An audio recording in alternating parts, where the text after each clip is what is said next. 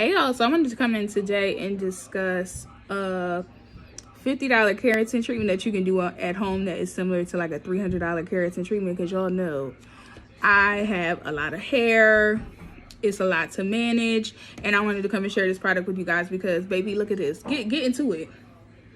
Get into it. Okay, look at this. Look at this. So the name of this product is Nutree Amazonless Pro-Keratin Gel. So it's a hair conditioning gel that you use on your hair once you have washed it.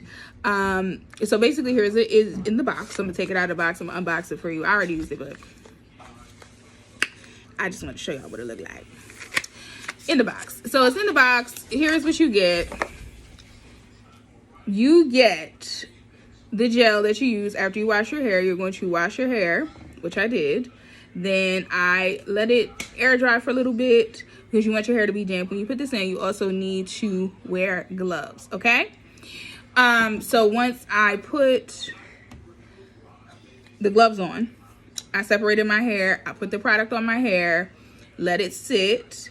Then I went ahead and washed it out, blow dried my hair, and flat ironed my hair.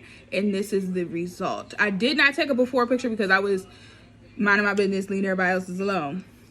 But these are the results of using this product. Oh my God, I love it. As you can see, my hair is very, very still manageable. This is 3 days or 2 days in. It's still manageable. It's very long and silky.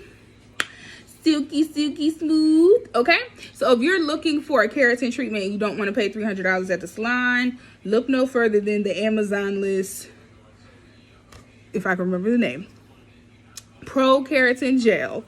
And it's by the brand Nutree.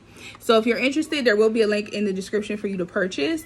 Like I said, I love the results. Again, this is day 3. I didn't take a before picture because I was just too busy trying to live my life.